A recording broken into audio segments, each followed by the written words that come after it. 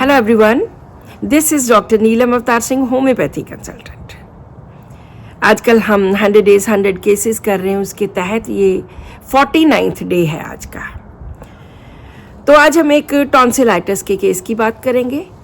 ये एक फीमेल है 23 इयर्स की, बहुत साल पहले मेरे पास आए थे। तो जब ये बहुत छोटे थे तभी से इनको प्रॉब्लम थी कि जब भी विंटर आती थी या ठंडा पानी पी ले या ठंडी चीज़ों से इनको काफ़ी ज़्यादा गले में प्रॉब्लम होती थी और टॉन्सिल्स इन्फ्लेम्ड हो जाते थे, चेस्ट इन्फेक्शन तक भी हो जाता था।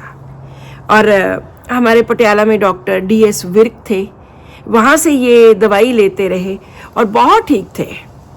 अभी उनकी डेथ के बाद वो मेरे पास आए, तो अभी उनको वायरल इन्फेक्शन भी था और साथ में टॉन्सिल्स, इन्फ्लेमेशन ऑफ टॉन्सिल्स।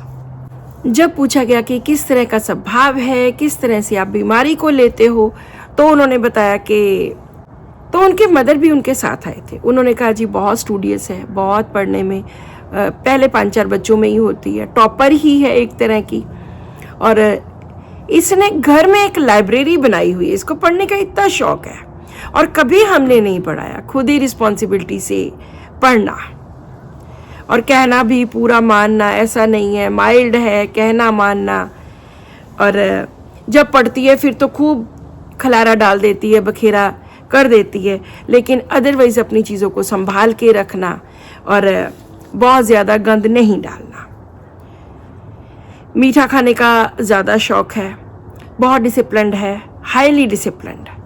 तो मैंने पूछा कैसे डिसिप्लिन को आप कैसे बोलोगे, तो कहते कि जो भी इसने काम करना है वो बिल्कुल पंचुअल है। हर टाइम इसने एक टाइम टेबल बनाया है, सुबह 6 बजे उठना है, उसके बाद ब्रश करना है, उसके बाद ब्रेकफास्ट 7 बजे करना है, उसके बाद स्कूल जाना है, तैयार होना है, ये कर everything according to time table. So this rubric is, this symptom is very important. बहुत बार मैं इसके साथ रिलेटेड कई चीज़ें बताती हूँ। और डिसिप्लिन एक और मायने से भी कि अगर मान लो रेड लाइट है तो चाहे कोई भी वहाँ पे ना हो, ये कभी रेड लाइट क्रॉस नहीं करती, इतनी डिसिप्लिन्ड है। छोटी छोटी बात पे रो पड़ना, वैसे ये कोई इतनी ज़्यादा इमोशनल नहीं है पर झट से रो पड़ती है। मदर के साथ फ्रेंडली है। तो मैंने जब ये सारे रूब्रिक्स डाले तो एक मेडिसिन की तरफ वो इशारा कर रहे थे। फिर मैंने उनसे पूछा कि ड्राइंग में इंटरेस्ट या घूमने फिरने का, तो उन्होंने बोला कि ट्रैवलिंग का तो बहुत ज़्यादा है, पेंटिंग्स बहुत अच्छी बनाती है, नेचर लवर है, कुदरत से, नेचर से, प्रकृति से इसको बहुत प्यार है। And the medicine was clear. So जो भी डॉक्टर्स रूब्रिक्स बनाना चाहते हैं, यहाँ पे स्टॉप करके वीडियो आप रूब्रिक्स बना सकते हैं, क्योंकि बहुत सुंदर रूब्रिक्स इस केस में भी बने हैं। अब हम बात करते हैं इस केस के एनालिसिस की। सबसे पहले टॉन्सिल्स, इन्फ्लेम्ड टॉन्सिलाइटिस, क्रॉनिक, क्योंकि बहुत शुरू से है, तो इन्फ्लेमेशन ऑफ टॉन्सिल्स, क्रॉनिक। उसके बाद क्या बोला कि कहना मान लेती है, पढ़ने में बहुत रिस्पॉन्सिबल है, खुद ही पढ़ना, और जो भी करती है टाइम के अकॉर्डिंगली, टाइम के हिसाब से टाइम टेबल बना के ही करती है। This is fastidious, yielding disposition and fastidious on being time. Fastidious on being time में सिर्फ 2 मेडिसिन है, one is natrum mur and another one is carcinosin. जो नेट्राम्योर है वो भी हाईली डिसिप्लिन्ड होता है, लेकिन हमने एक टोटलिटी, एक तरीके से देखना है इसको। तो उन्होंने बोला कि पेंटिंग्स करती है, नेचर लवर है एंड आर्टिस्टिक है, ट्रैवलिंग का शौक है। ये तीनों के तीनों rubrics, travel desire, artistic aptitude and love for nature, उसमें कार्सिनोसिन सबसे आगे आती है। एंड वैसे तो ये ज़्यादा इमोशनल नहीं है, लेकिन रिस्पॉन्सिबिलिटी स्ट्रॉन्ग है। फिर उन्होंने बोला कि स्वीट्स की बहुत डिज़ायर है, तो स्वीट्स डिज़ायर में भी ले लेंगे। और घर में लाइब्रेरी बनाई हुई है, इतनी ज़्यादा पढ़ने में उसकी रुचि है। सो जब ये सारे रूब्रिक्स डाले तो there was one medicine that was carcinosin, जो उसके पैरेलल आती है नेट्राम्योर। उसमें कहीं भी आर्टिस्टिक एप्टीट्यूड नहीं है, लव नेचर नहीं है और ट्रैवलिंग नहीं है।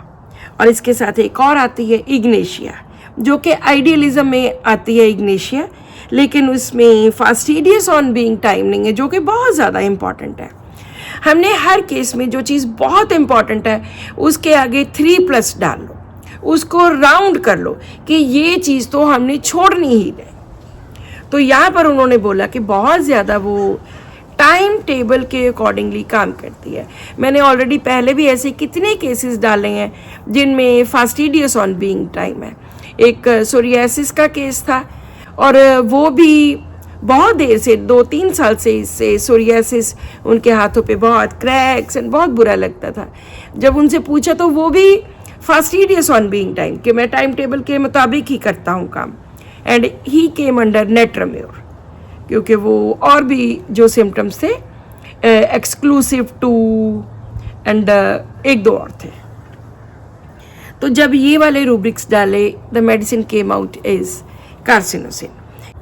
जब भी कार्सिनोसिन होती है तो मैं अक्सर 1-2 बातें पूछने की कोशिश करती हूँ, like artistic aptitude, like domination bye parents. तो उसके मदर ने बोला कि मेरे साथ तो बहुत फ्रेंडली है लेकिन इसके पापा थोड़े स्ट्रिक्ट हैं, हम ले भी सकते हैं नहीं भी ले सकते, लेकिन मैंने ऐसा कुछ नहीं लिया। सो उनको फर्स्ट टाइम में कार्सिनोसिन 1 mg दी। 1 हफ्ते के बाद ये आते हैं तो बोलते हैं कि काफ़ी ठीक है, और उसके बाद फिर हफ्ते के बाद आते हैं फिर ठीक है, और 2 महीने उन्होंने दवाई ली, बिल्कुल उनके टॉन्सिल्स ठीक हो गए, एक भी बार उनको दोबारा से अटैक नहीं आया। एंड कार्सिनोसिन 1 mg उनको मेडिसिन दी गई थी। सो बहुत बार ऐसे होता है कि अगर फर्स्ट टाइम ही बेस्ट सेलेक्टेड मेडिसिन मिलती है तो पेशेंट बिल्कुल ठीक हो जाते हैं। So this is a beautiful case of tonsillitis cured by carcinosin. अगर आपको भी कोई ऐसी प्रॉब्लम है, definitely go to a good homeopathic doctor, क्योंकि होम्योपैथी में एंटीबायोटिक्स देकर या स्टीरॉइड्स देकर दबाया नहीं जाता। होम्योपैथी में बीमारी की क्योर की जाती है, और जब एक बार पेशेंट ठीक हो गया तो फिर कभी भी वो प्रॉब्लम नहीं रिपीट होती। So this is all in today's video.